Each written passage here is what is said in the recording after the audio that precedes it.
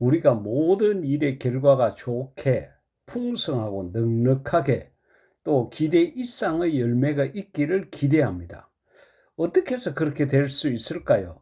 성경 속에서 몇 가지 사례를 찾아보겠습니다.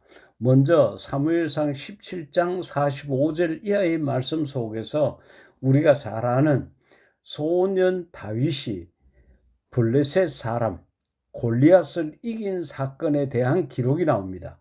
45절에 보면은 다윗이 블레셋 사람 골리앗이죠. 골리앗에게 이르되 너는 칼과 창과 단창으로 무기로 내게 나오거니와 나는 그래 어린 소년 다윗은 만군의 여호와의 이름 곧 너가 모욕하는 이스라엘 군대의 하나님의 이름으로 내게 나아가노라. 아주 담대하게 이야기를 합니다. 그러고 46절에 보면은 더 결정적인 이야기합니다. 오늘 여호와께서 너를 내 손에 넘기시리니 대단한 믿음이죠. 내가 너를 쳐서 내 목을 베고 블레셋 군대의 시체를 오늘 공중의 새와 땅의 덜짐승에게 주어 온 땅으로 이스라엘에 하나님이 계신 줄 알게 하겠고 또 여호와의 구원하심이 칼과 창에 있지 아니함을 이 무리에게 알게 하리라. 전쟁은 여호와께 속한 것인즉 그가 너희를 우리 손에 넘기시리라. 할렐루야. 그러니까 여러분 외형적으로 보게 되면은 한쪽은 그러니까 골리앗은 넘볼 수 없는 거대한 장군입니다. 전쟁의 경험도 많고 힘도 대단하고 여러 가지 모든 면에서 어느 전쟁터에 갖다 내놔도 장군의 자리를 지키고 승리의 손을 들 만한 그런 인물입니다. 그렇다 그러면 다윗은 어떠합니까? 외형적으로 봤을 때 나이도 어려요. 군사 훈련을 받은 적도 없고 전쟁의 경험 더더군다나 없고 어떻게 보면 입만 살아있는 어린 소년에 불과합니다. 그러나 그 마음속에는 하나님을 믿는 믿음이 있었습니다. 근데 하나님께서 조금 전에 봤던 구절처럼 이 소년 다윗이 그렇게 말을 한 대로 하나님께서 승리하게 해 주셨습니다. 그래서 이 사무엘상 17장 골리앗을 이긴 소년 다윗의 경우를 보게 되면은 나이가 어리고 전쟁의 경험도 없고 외형적으로 비교가 안 되지만은 만군의 여호와 하나님 이름으로 나아가게 되고 하나님에 대한 믿음의 확신을 갖고 나아가게 되면은 하나님께서 이 소년 다윗을 들어서 영광을 받으신다는 것을 알았습니다. 그렇습니다. 우리가 하나님의 일을 하고자 할 때에 교회의 어떤 일을 하고자 할 때에 우리는 소년 다윗과 같은 그런 외형적인 모습을 많이 내세우게 됩니다. 나는 경험이 없고 나는 재능이 없고 나는 믿음이 없고 나는 뭐가 없고 뭐가 부족해서 그 일을 할 수 없습니다. 이렇게 우리가 뒷걸음을 치는데 그러지 말고 소년 다윗이 강하고 담대하게 믿음으로 나아갔던 것처럼 우리의 부족한 모습, 우리의 연약한 모습을 그대로 하나님 앞에 드려보십시오.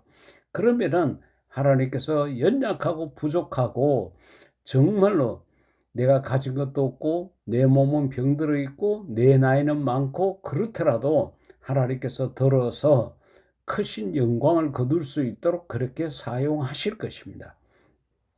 같은 경우를 마태복음 14장 17절 이하의 말씀 속에서 다시 말하면 오병이어의 사건 속에서도 확인할 수 있습니다. 이 마태복음 14장 17절 이하 말씀 가운데 보면은 제자들이 이르되 여기 우리에게 있는 것은 떡 5개와 물고기 2마리뿐이니이다.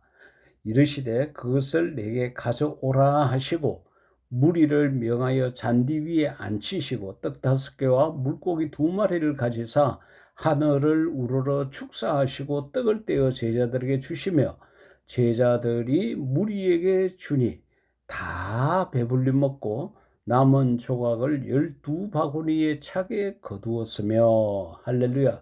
정말 엄청난 일이죠. 여러분, 여기서도 우리가 생각할 수 있는 게 있습니다. 거기 모이는 사람들이 남자 20세 이상 남자 장정들만 소위 말해서 5천 명입니다. 거기다가 어린아이들, 여성들까지 이렇게 합하게 되면 그 숫자는 몇 배가 되겠죠. 그런데 그들에게 있어서 떡 5개와 물고기 2마리는 앞서 봤던 사무엘상 17장에서 봤던 골리앗과 소년 다윗보다도 더 큰 격차가 벌어지게 됩니다. 이 떡 5개와 물고기 2마리는 한 사람의 한 끼 도시락에 불과합니다. 근데 거기에 모여 있는 사람이 남자 장성들만 5천 명이었으니까 어린아이와 여성들까지 합하면은 몇만 명이 될 수가 있을 것입니다. 그들이 다 배불리 먹고, 사람의 배가 다 다르잖아요. 많이 들어가는 배가 있고 또 상대적으로 적게 들어가는 배가 있는데 다 풍족하게 먹었다는 거예요. 그리고도 남았다는 거죠. 그런데 여러분 생각해 보십시오. 이것이 무슨 도움이 되겠느냐고 생각하고 이 오병이어를 예수님께 드리지 않았다 그러면은 이런 역사는 없었겠죠. 이 풍성한 역사는 일어나지 않았을 것입니다.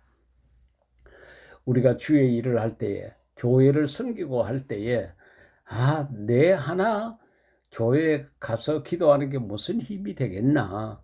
내가 예배 참석하는 게 이걸 뭐 표시나 나겠나? 내 이 적은 헌금이 우리 교회 건축 헌금하는데 무슨 도움이 되겠나? 선교를 하는데 내 작은 시간이 내 며칠간 간다고 해서 그게 도움이 되겠나?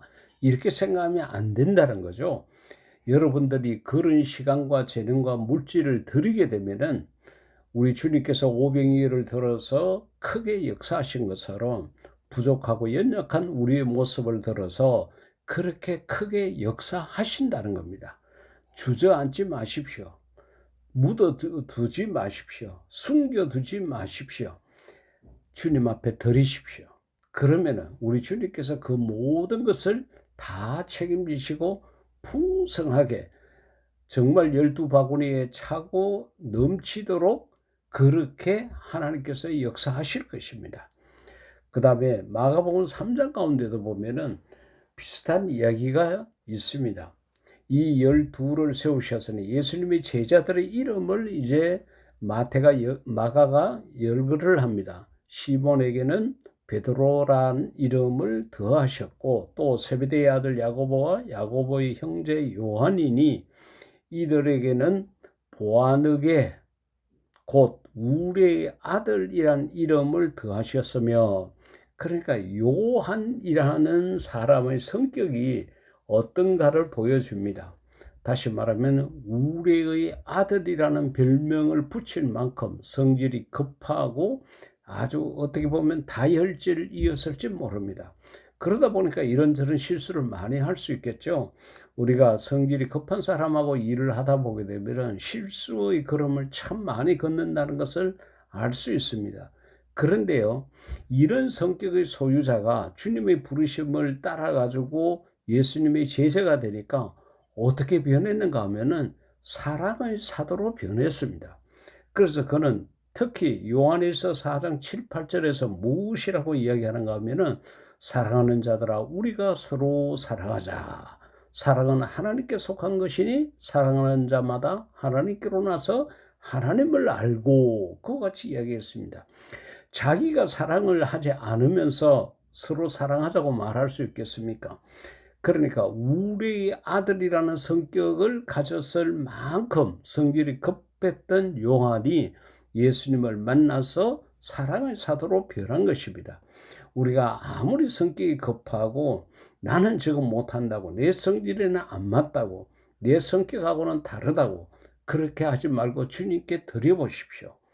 우리 주님께서 우리의 성격을 고치시고 변화시켜서 하나님의 귀한 도구로 쓸 것입니다. 우리 풍성함의 시작은 우리의 연약하고 부족한 것을 주님께 드림으로 시작이 됩니다. 이 말씀을 꼭 기억하시고 우리 주님에게 아낌없이 드릴 수 있는 저와 여러분이 될 수 있기를 인류 최대 멋쟁이신 예수님 이름으로 축복합니다. 아멘.